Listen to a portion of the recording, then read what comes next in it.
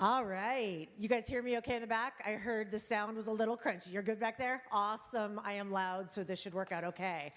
Welcome, everybody. Welcome to SaaStr. Welcome, and thank you for attending our session. We're going to talk a little bit about what's going on with SDR, BDR, XDR. There's like 5,000 names. You should think of another one. We're going to talk about what's happening with those teams and our early sales people and their careers and what we're seeing in the market. So thank you for spending some time with us. We are psyched to be able to have you all here with us. I am going to do quick intros across the team here for a minute. We've got Tony, Amy, and Michelle. I'm going to have them introduce themselves. So we'll start with you, Tony. Tony Benvenuto, SVP of Sales at Seismic. Been there for just under 3 years. Loving it so far. I feel like I'm a dinosaur in SaaS there. But small stint at Marketo, small stint at Adobe. I'd say small, but 5 and 6 years apiece. Looking forward to the chat.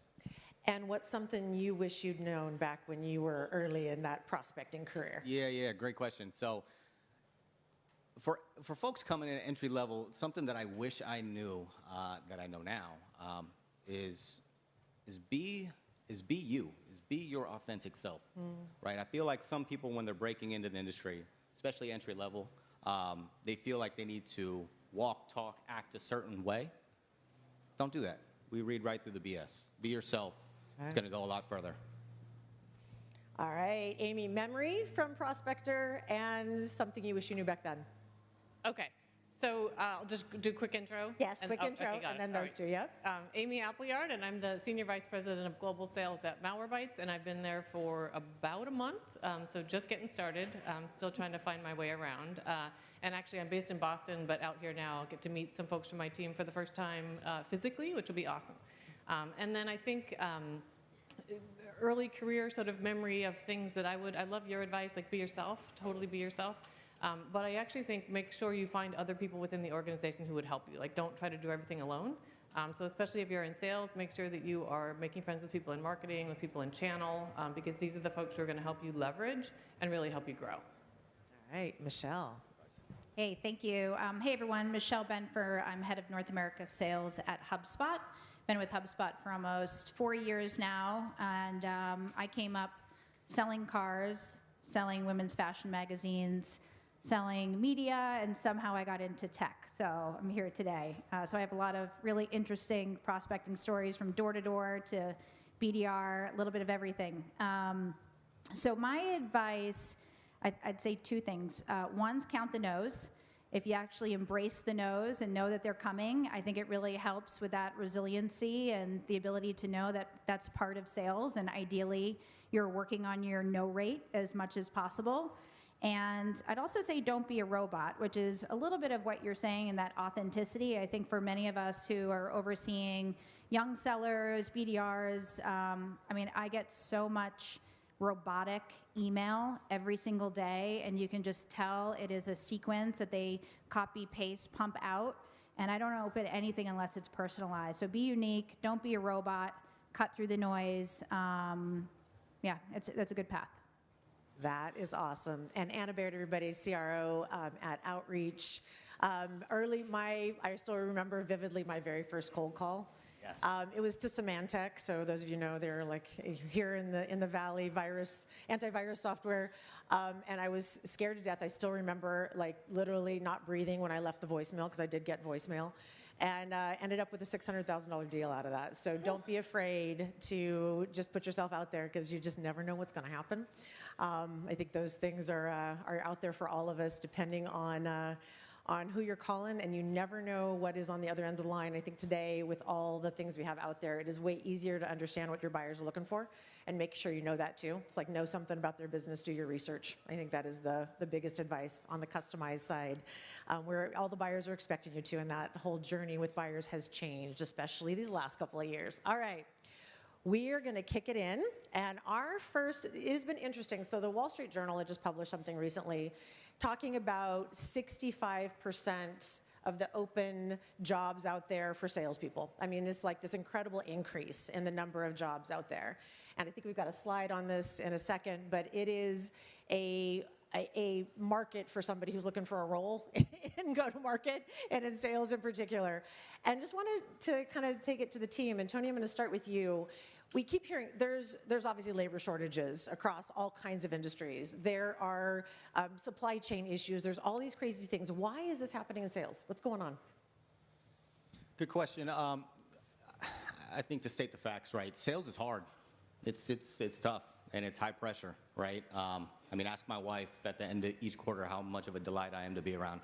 I've gotten better, but no, realistically, right? So user adoption is a direct correlation to the open recs that are in the market right now, and there's a lot of them, and there's not as many folks that want to jump in and kind of get their hands dirty. The reasoning behind that, at least in my thoughts, are we're still in a global pandemic, rounding the curve, hopefully, knock on wood, but still a risky time. So, in my thoughts, there are a lot of people still turtling, and what I mean by that is they're not poking their head all the way out, right? And they're open to it, they're super talented, but they're just not ready to take that risk. And obviously, we need to show them the way and coach them up, but I think come January, February timeframe, we might be in a completely different situation where the talent is saturated and everybody's ready to make a move. We're just not there yet. That's awesome. Amy, Michelle, you have thoughts on that?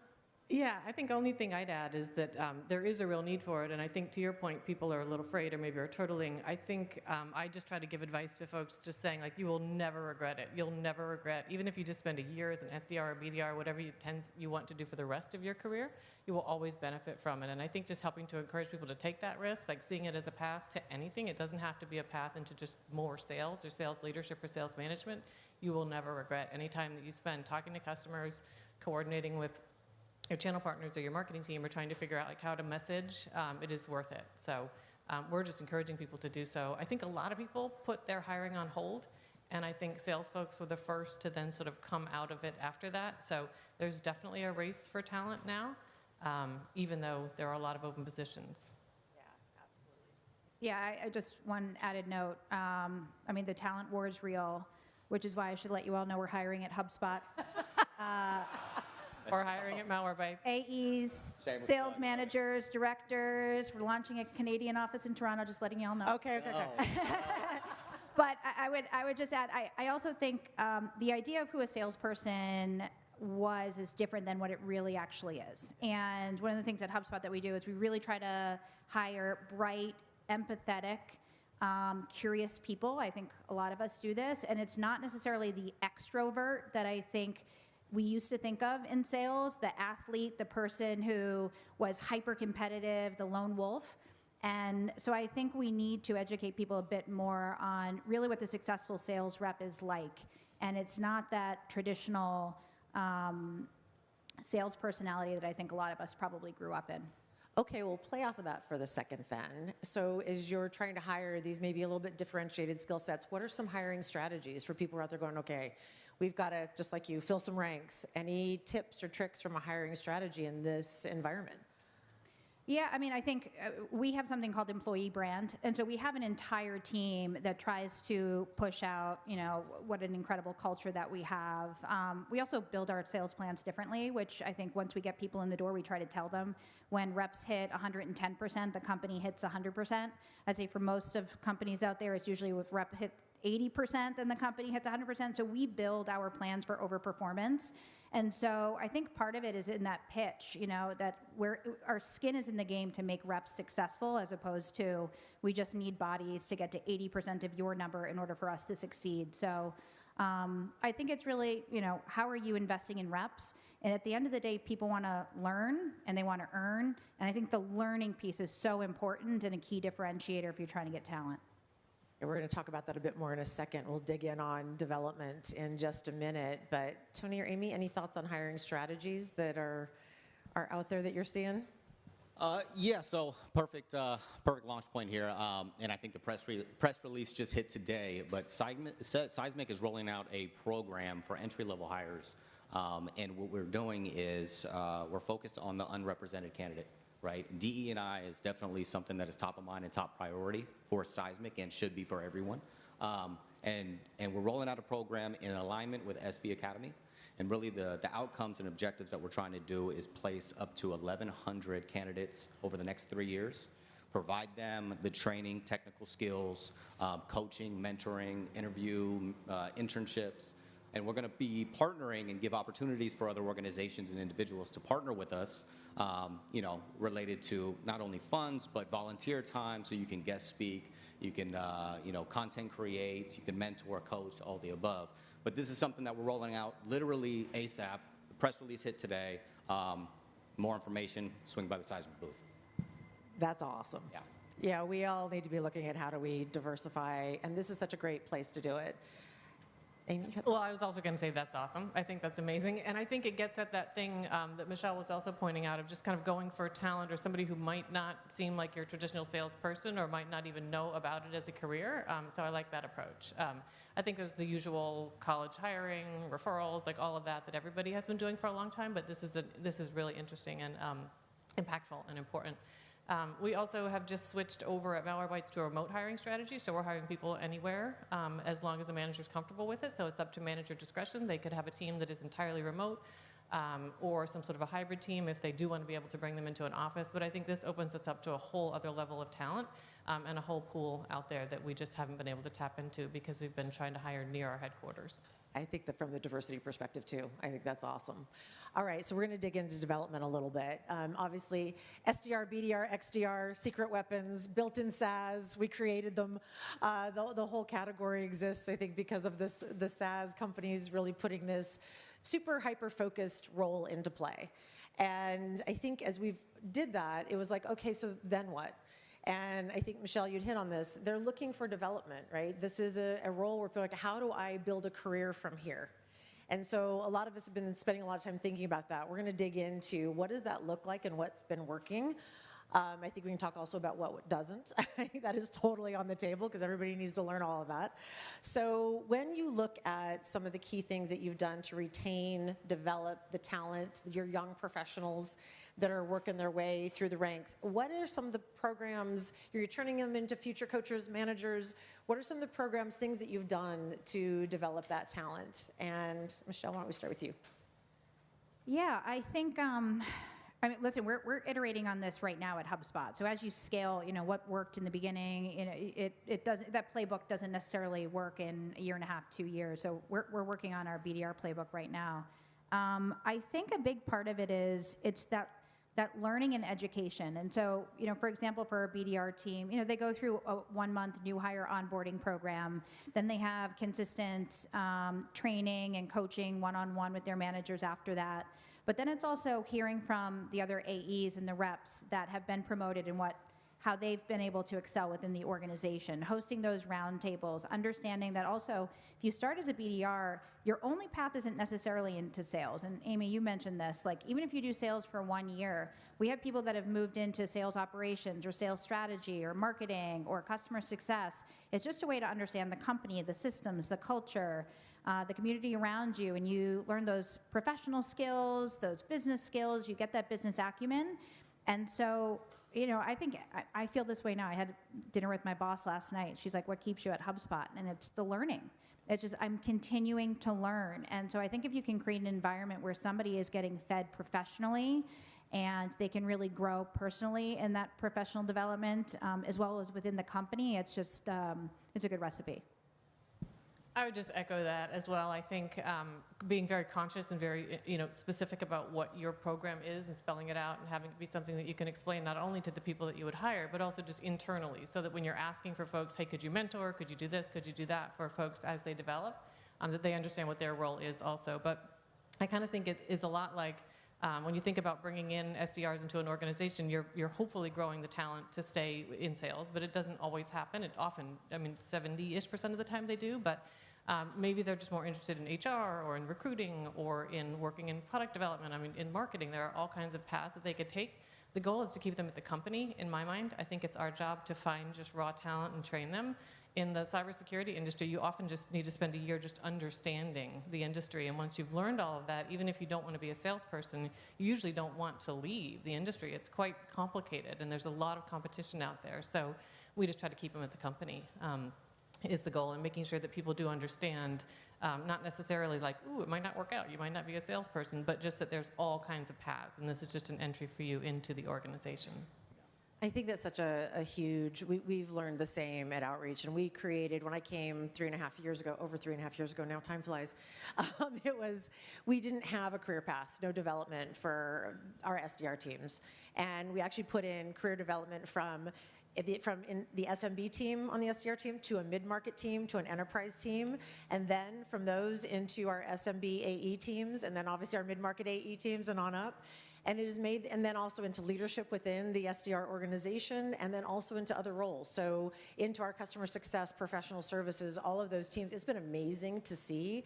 And so we keep doubling down on that investment. We put in a new program. So onboarding, obviously, I think huge.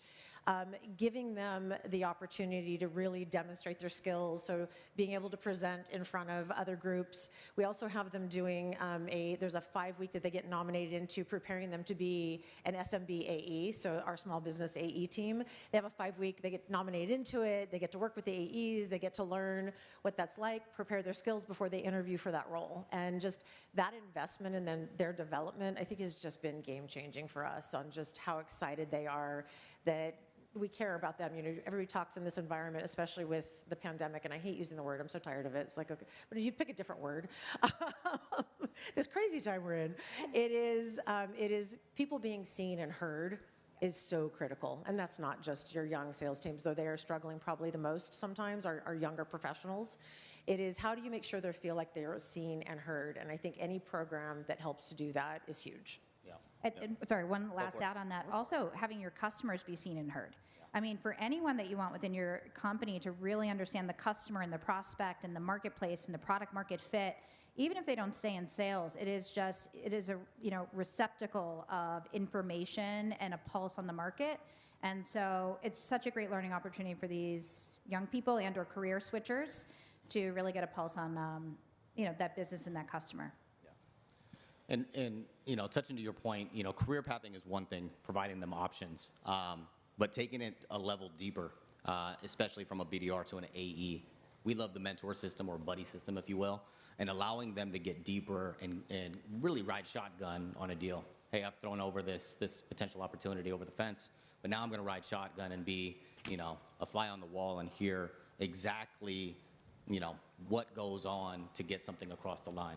SDRs and BDRs typically don't dive deep in any type of, demoing or procurement cycles, things like that, negotiations. You let them ride shotgun and hear this front to back, all of a sudden the light bulb's going to go off. I throw over higher quality. It's not so much a volume game anymore, and I'm invested. I want to make my AE shine because then inevitably I'm going to be the next wave of AEs that are going to come in and dominate. It's so funny you say that. So we have that promotion track from kind of SMB to mid-market to enterprise SDR. And I was having cocktails with our enterprise SDR team, and this was when we could have all cocktails so it was a while ago. Hopefully doing that again soon. And I was sitting there, we were at cocktails, it's not a huge group because they're enterprise, so getting to that level so there's probably 10, 12 of them. And listening to them talk about their customers and targets and what they understood about their business blew my mind. And so what we did, they partner obviously with the AEs, which is obviously so critical as well for their development too, on the account strategy, on the account plans, who are they going after, how are we multi-threading, really looking at that as a team. They are expected to do that as a team, and who's going after what as they look to make contacts and learn about those businesses even more importantly. And we're starting to use some of them as now kind of the junior AE on those accounts where they're booking meetings, booking smaller deals and big accounts because they can. And you talk about having that mentorship, being able to shadow, watch what that was like, partner on strategy on an account like that. And we're talking, these are accounts with 10,000 people or more at the highest ends, right? And so that's what they're strategizing on. And it is amazing to see the talent they develop in themselves because of what they see and learn every day. But to your point, Michelle, which I love that. And great point, Tony. Thank you for hitting on that. Okay, so anything else that you guys are doing to keep those teams engaged? This is such that the seen and heard piece of this is these teams are remote, a lot of time, first, second job. in their career. Anything you guys have done to sort of keep them engaged, keep them feeling balanced, positive in the not pandemic environment that we're talking about? I think just going back to some of the things about the recognition, things like making sure they're celebrated on all hands. It's not just all about big deals, but it can just be about who landed, even if we never won the deal or if it's still in pipeline. Just making sure that they're getting enough of that and feeling kind of connected to the rest of the org. Definitely mentors. I love that you're doing the mentoring also, but making sure that everybody has some kind of a mentor. And then including them in team meetings, like letting them see some of just the output of the work that they do is super helpful. And then we've done everything from at the last organization where I was, just book clubs, kind of ongoing learning, things specific to being an SDR. Fanatical prospecting is a great one. There's all kinds of things like that that you can do just to keep them in that mindset of just like actively learning, but then getting to have time with whoever is in a leadership position to talk through some of the stuff that they're learning is helpful. And can we talk about spiffs? I mean, you know, dollars Sales and spiffs? What drives now? behavior, right? So let me talk. So we have a pretty cool one going on right now at Seismic, and it's called the Battle of Pitches, right? Battle of the Pitches. And we set it up like a March Madness tourney bracket, if you will. And we have 2 or 3 people from each segment, each team, basically going up against each other for new messaging and a new pitch, right? With the new narrative of Leslie Lee joining the Seismic crew and all of that. So there's a little bit broader narrative that's getting rolled out. But it's these competitive pitches, and you know they're making their way through the ranks. And SDRs are doing fantastic, right? And they're going up against AEs and crushing some, right? So you know you get that kind of recognition. You get leadership on some of those calls and some of those Zoom meetings, and we're seeing it firsthand. We're recognizing them firsthand. We're applauding them. But at the end of the day, too, there's an envelope with money, dangling at the end, which also drives not only participation, but people are rolling up their sleeves and getting into it, right? And making That it their own, rocks. which is amazing to see. Yeah, we had also just taking it a totally different direction. We have an exec coach doing a mental health tip a week as well on how to stay balanced. Oh, got some crazy music going on here. Yeah. Little beat here. We had, this mental health tip a week, like 8 weeks of somebody coming in going, here's something you do for yourself to make sure it's like how to balance your, all across the board. It has been phenomenal reception. And I think, as all of us know, what worked 6 months ago doesn't work now. So you're always trying to think of how do we think of something new and different to try to put in play. And it's obviously not just our youngest team members, it's a lot of the team members across the organization.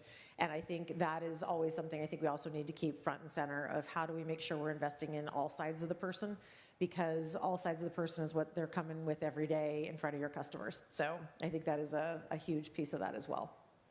Anything else? Yeah, I mean, +1 to all that. We really need like a hub of icebreakers and a hub of those, mini workshops. We do a lot of the similar things. We have like a demo like a pro, which is, a demo contest. We do Sandler sales. If you can pick up, a quid pro quo.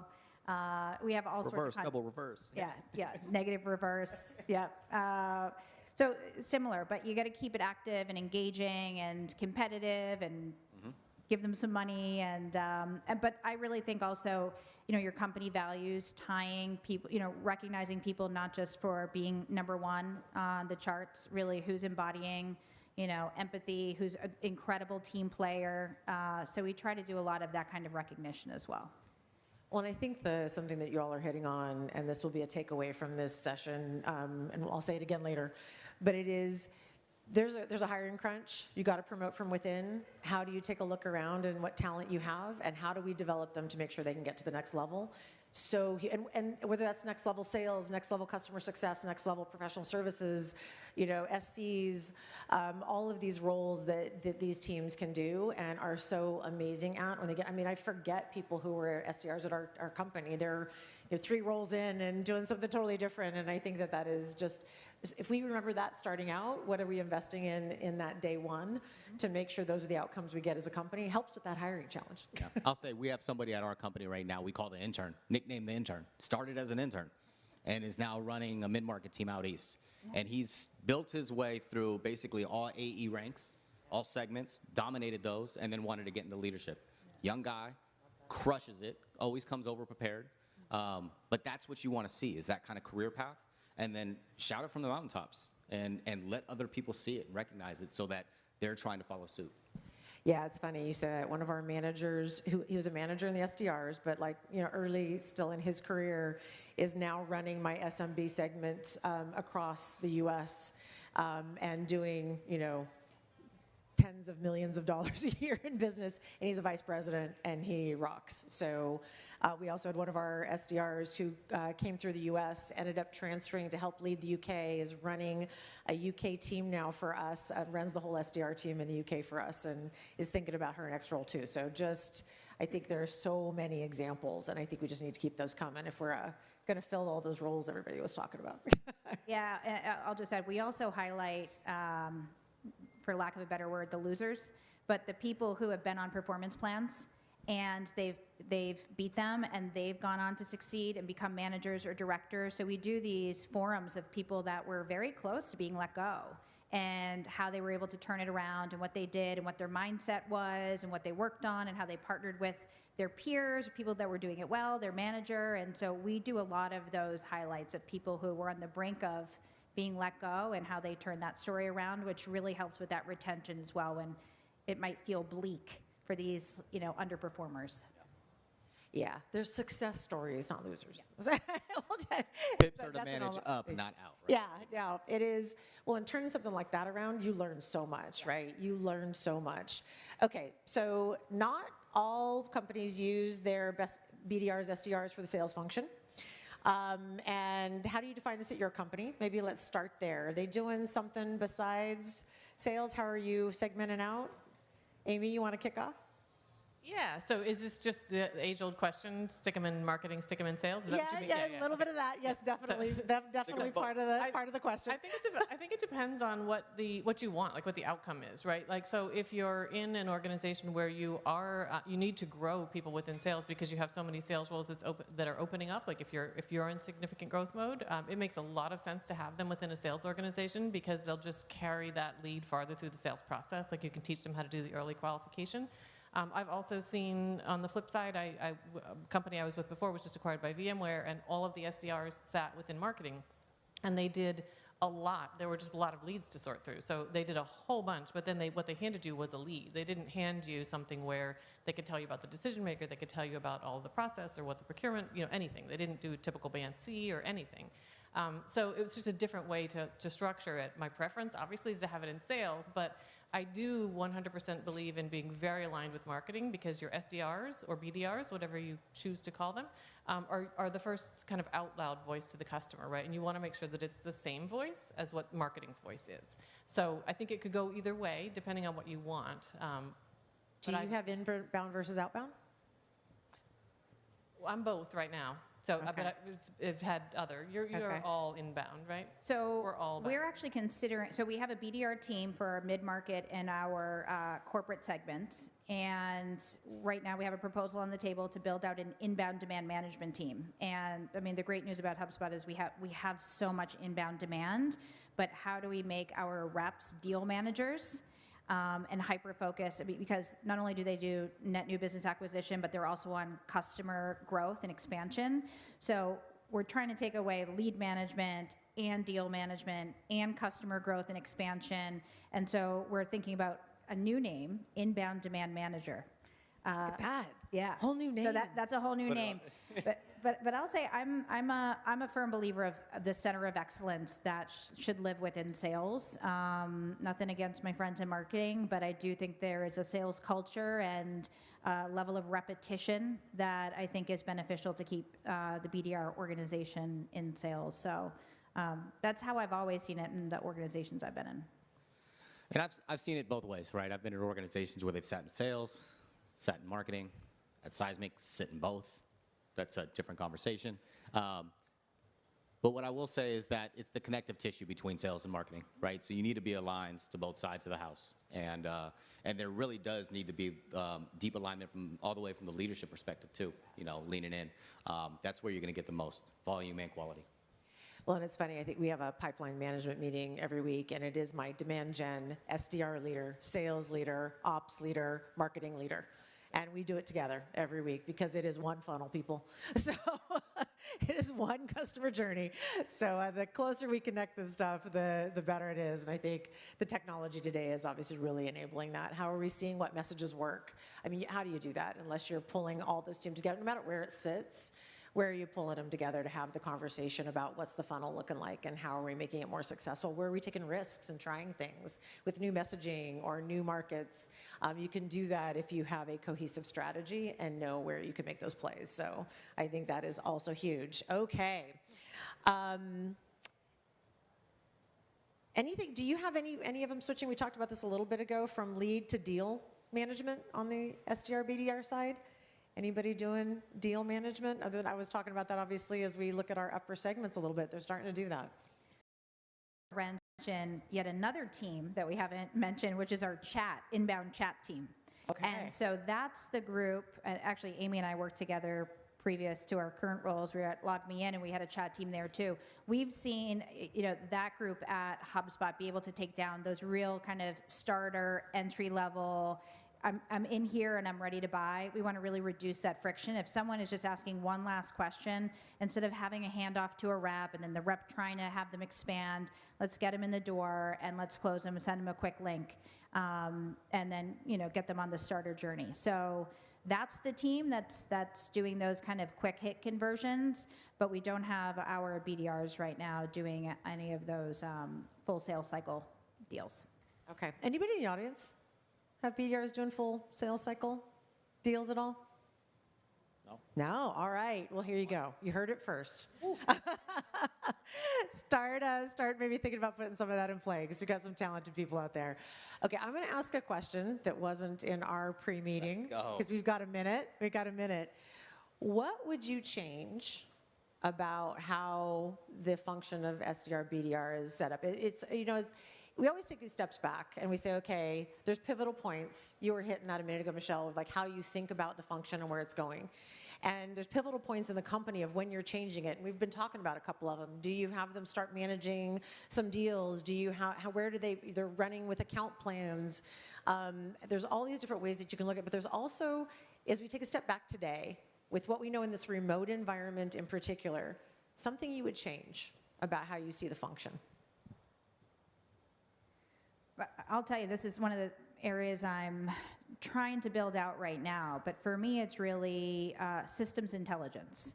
How do we get better propensity modeling, AI, ML, when it comes to feeding BDRs accounts that are appropriate?